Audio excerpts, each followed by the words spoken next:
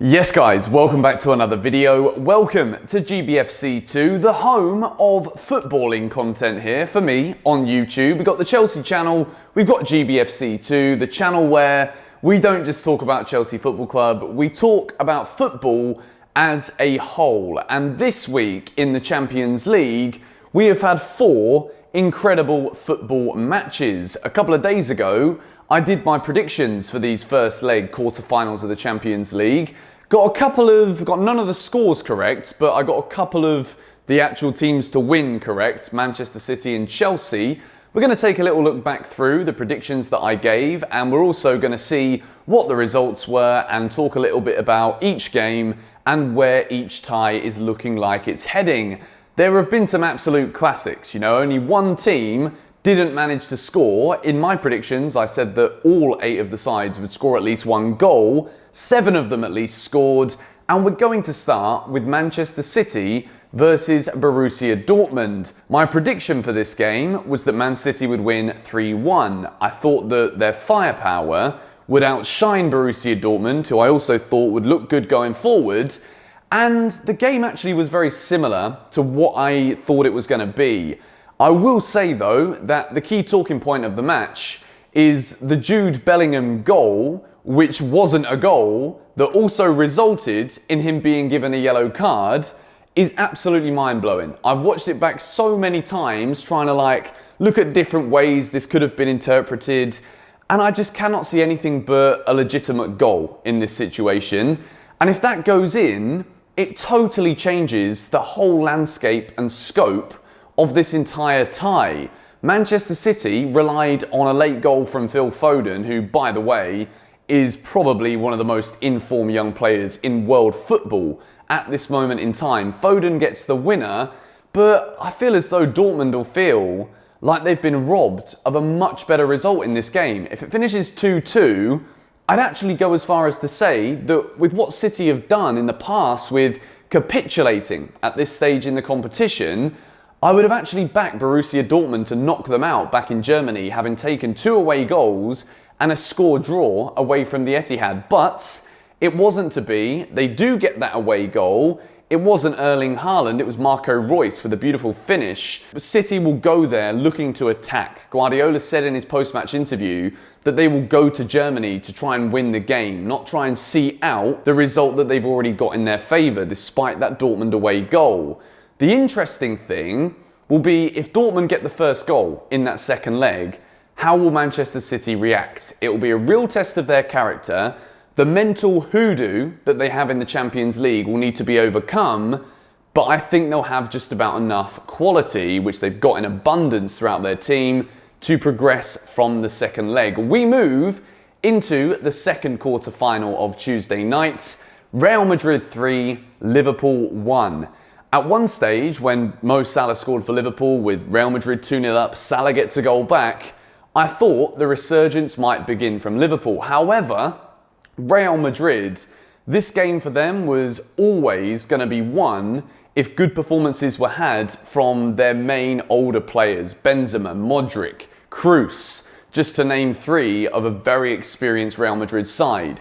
Toni Kroos was by far the best player on the pitch. Vinicius Jr. scored 2 goals, but the entire game was dictated by the ebb and flow that Toni Kroos brings and the calmness and quality of delivery from the deep-lying midfield playmaker role at Real Madrid. I watched this Real Madrid side and I was very impressed. I think Liverpool were poor. There were defensive errors. Trent Alexander-Arnold had a dreadful defensive game, not really a surprise to some of us.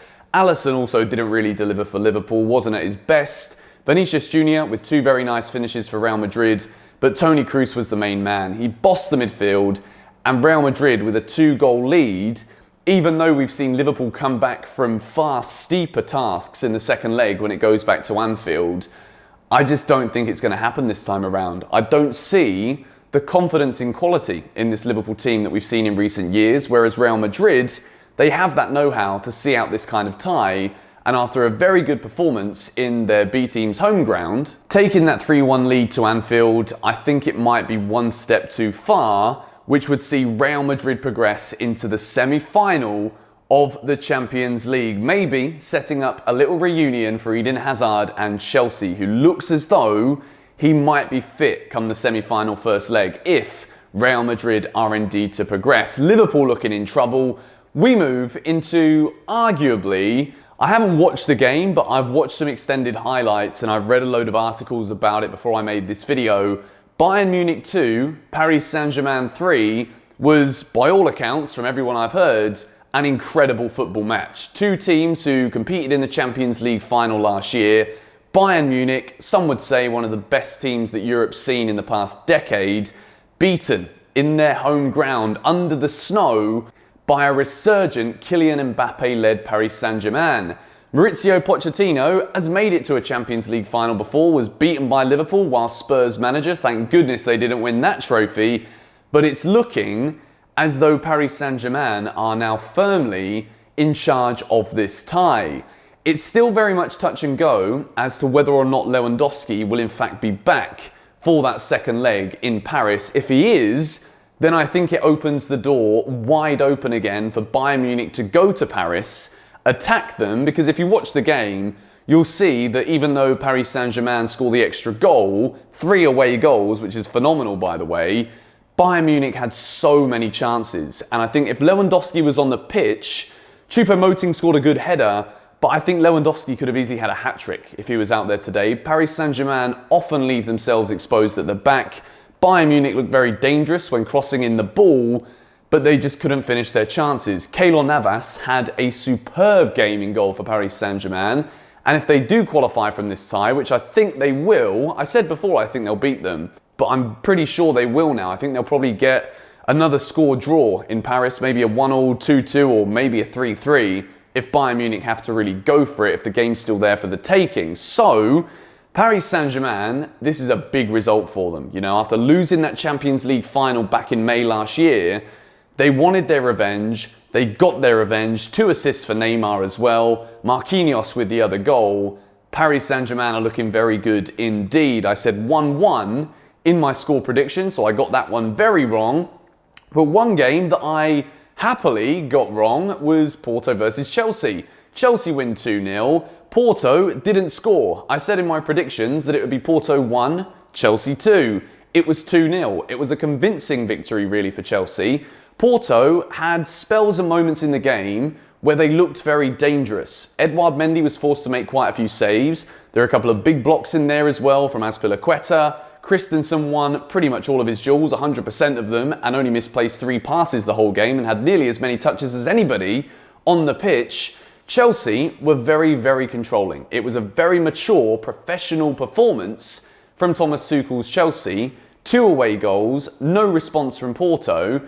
I believe we can, but I don't think that Chelsea will go 180 minutes without conceding. But it's very important that we get the first goal in the second leg, which I think we're more than capable of doing.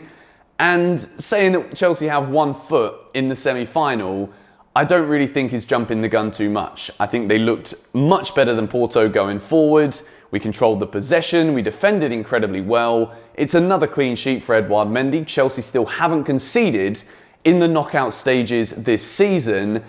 And I'm very confident now, after such a great result, that we will qualify for the semi-finals. So, based off of my predictions, I still think City will edge Dortmund. I think Paris Saint-Germain will beat Bayern, and then Real Madrid and Chelsea to progress in the second half of the draw. So yeah, going to wrap this one up here. It's been a wonderful feast of football for us this week. I don't think I'm going to be making content about the Europa League unless I actually watch some of the games, which I might do, depends how tired I am later on today, because it is only 11 in the morning and I've nearly been awake for 9 hours. So it's been a bit of a long one for me. Hopefully you guys enjoyed this. If you are new to GBFC2, I'd love to ask you to subscribe to the channel and make sure you hit the like button on this video. If we can hit 500 likes, that would be bloody wonderful. And I will catch you guys tomorrow with a brand new second channel video. See you all there.